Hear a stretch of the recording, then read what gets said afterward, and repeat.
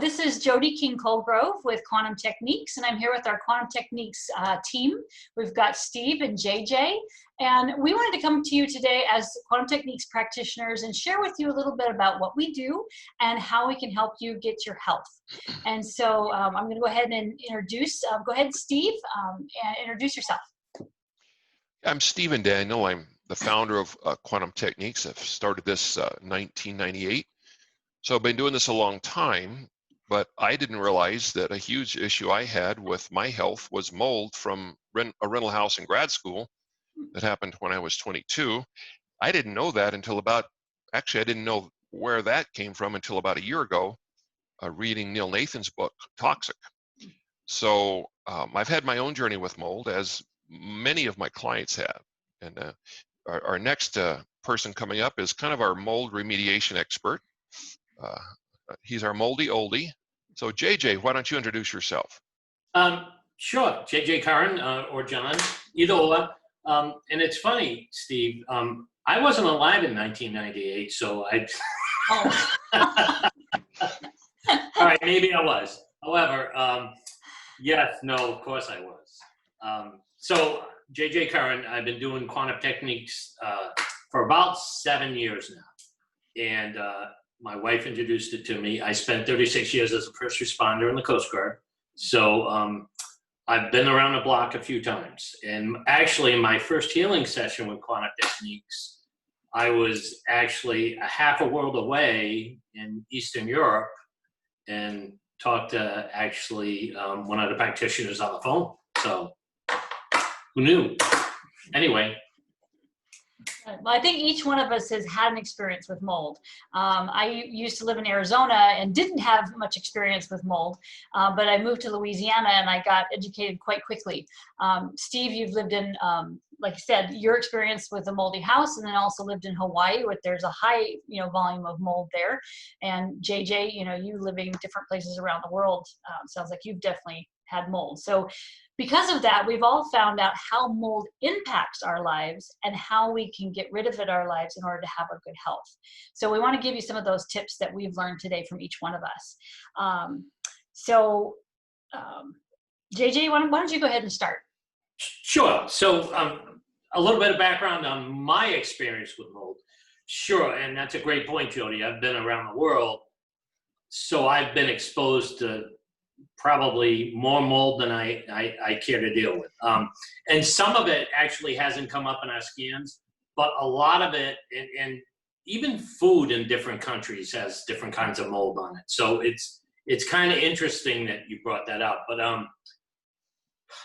more importantly, it seems, as Stephen reminds me on a regular basis, that I've probably lived in almost every moldy house there is to live in.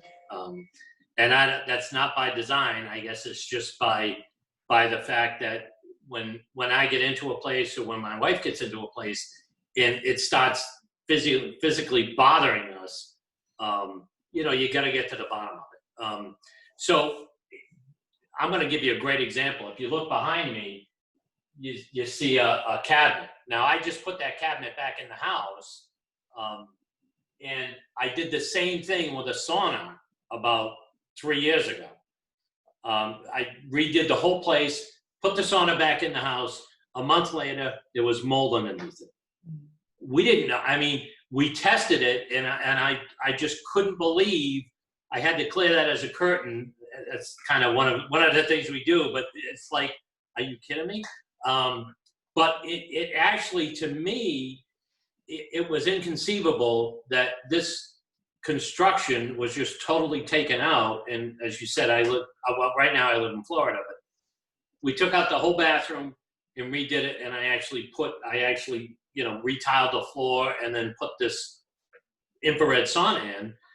And then it was about a month later, we started having mold issues again. And it was unbelievable, but it was all built in and you couldn't really tell. But through testing and I couldn't really get it because I had this block to testing, but I knew it was there, but I just couldn't figure it out. And we took it out, and Steve helped me with the testing, and then boy, was it, I knew it was there, and he says, no, it's right underneath the floor. And he did that with pictures. And I do it with pictures all the time. I was a lot better with other people's houses. I don't want to say I'm not good at this, but I've done that. and sometimes too, though, it's all about the belief systems. You know, my belief was there's no way there could be mold under that stuff. It's brand new, and that was part of my block. It was blocking my actual testing. So it was interesting that when I take that away, everything tests as it should. It tests, yes, there's mold there. Yes, it's there. And it turns out, when I took the sauna out, they put pressure treated wood, and you could probably talk about this. You were in construction a long time. They put pressure treated wood underneath the sauna. They stacked up 2x6s 3 high. So it would even out with my baseboard, and then we could trim it out. But what they didn't do was plug the hole in the back of the sauna. So there was a hole in the wall that came straight from the attic and came down through the wall. So that was getting hot, moist air underneath that. Just, there you go. Yeah. Yeah, that wasn't fun. But it was tough. I mean, I'm sure you got 100 of the same stories, right, Jones? I do. I worked with a client once, and she said, well, I've got a new house, but I'm having, massive eye issues. And she was going to almost go in to have eye surgery because she couldn't see and it was really bothering her. And I said, well, you've got a mold issue in your room. And she's like, well, but we just built the house 1.5 years ago. So I tested it with pictures, and I said, well, it's underneath your window. And she just could not fathom that there was there. And I'm like, knowing in construction that, how easy it is to install flashing backwards? It's just, the guy was having a bad day. And so instead of the water weeping away from the window, it weeps back into the window. And so, as a practitioner, you don't want to tell somebody, hey, I'm sorry, but you're going to take out the window, take out the drywall, take out the OSB and the Tyvek and all that's underneath there. But that's what has mold, So, but I had to speak our truth. And so that's what she needed to clean up. So yeah, we do go and find out from pictures where to find it, whether we find it in the bathrooms and the kitchens, behind the baseboards, and we have lots of different things that can help mediate it and clean it up. So we just use those particular tools to do that. And a lot of times we recommend those to you when we work with you on the phone. And I just want to point out that it is so much easier if you're going to buy a house or you're going to rent a house, because it doesn't take as long, like the pictures that a realtor has of a house. Well, send those before, if it's going to test highly moldy, you don't even need to bother looking at the house. Same thing with rentals, go through, take pictures, but especially, bathrooms, kitchens, under sinks, call your practitioner. They can test that in seconds, much more accurately than I'll say traditional mold testing at a fraction of the cost. Oh, yeah. And if there's mold on a scale of 1 to 10, is it super toxic, or is it just something mildew that can be easily cleaned up?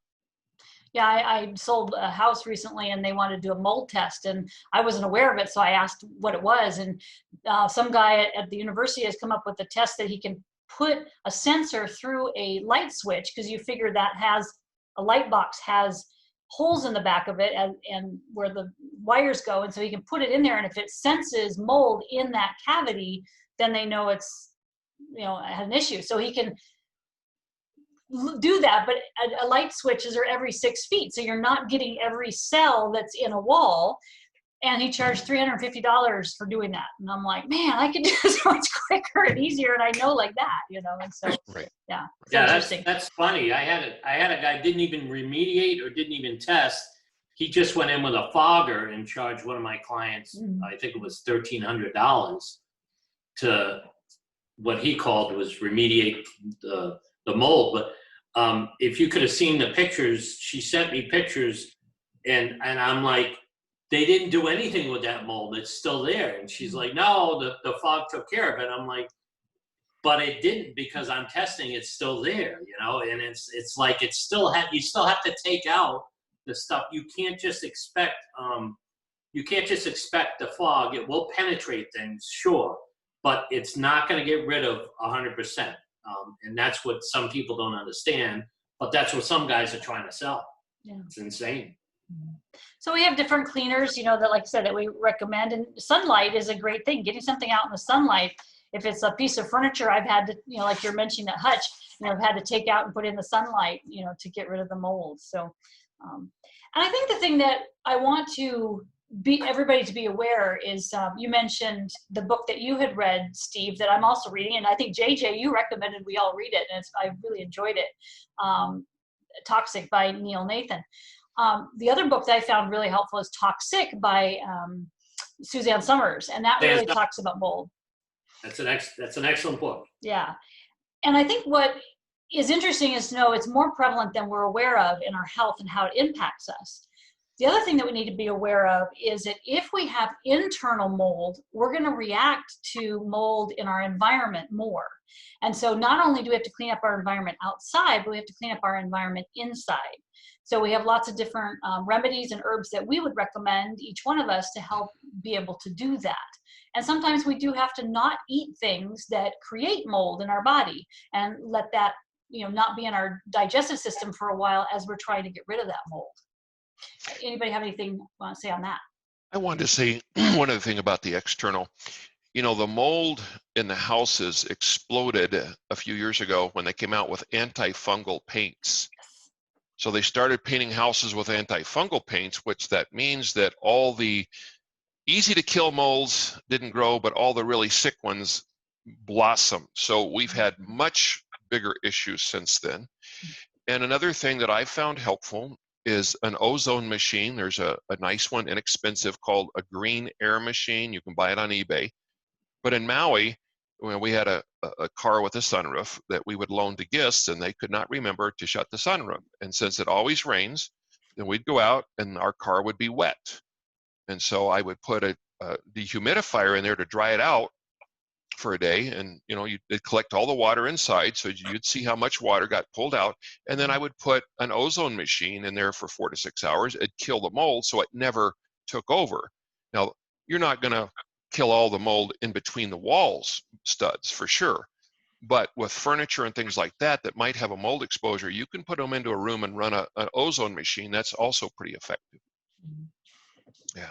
Yeah, no, I found that an ozone machine that I have to just be completely valuable. I mean, I have to have one of those because there's just so many times I need to move it for a room or help, you know, something detox or put, I think it's funny, but I have a lot of fake trees because I used to live in Arizona and nothing grew. And so now I'm in Louisiana, I still have all these fake trees inside the house and they grow mold and sometimes. So I have to move it by the machine in order to detox. So we all have different ways that we live that can create these things and we don't realize that. So there was a couple of mold killers that we actually tested and that we recommend, right, Steve? One of them came from, and it's kind of funny. Some of the mold killer that you recommended to me a few years ago, I used. It actually did a great job on the mold. Not so much of a great job on me. It was actually turned out to be a toxin for me. So that's the other thing to really be careful about is some things that actually work may not necessarily work for you. And that was really hard. I learned that the hard way because we never tested it. For me, you know, as a toxin for me, because I really wasn't, although I was inhaling it, you know, it wasn't the point, I wasn't using it internally, so we didn't think to test that, but boy, I learned the hard way. You got to ask some questions. Yeah, and I think that's the beauty about what we do is we do find out where it is in the environment so you can clean it up and then find out what remedies to help you be able to clean it up inside. And that's really helpful so you can get your health back. So we wanted to give you just a quick discussion about mold and why it's so important to be able to live in a healthy environment and how it can impact your health. And so please visit our website at quantumtechniques.com. You can share this information with your family and friends if they're having some issues with mold. And we'd love to do a session with you so that you can find out where that mold is and help you find out whether it's internal, external, or both, how you can get your health and happiness back. So I'm grateful that you listened today, and You can also email us if you have any questions and how to get a session set up with each one of us as a practitioner. So thank you. Anybody have any other final thoughts? Well, you do need to call because you're probably eating something if you have a mold infection, too much sugar, too much things that are high mold like blue cheese, mushrooms. And we have lots of anti-mold supplements, but we need to check for you. And I would say have a blessed day and live mold free. All right. I agree with the mold-free part, definitely. Yeah. Blessings. Have a great day. All right. Bye.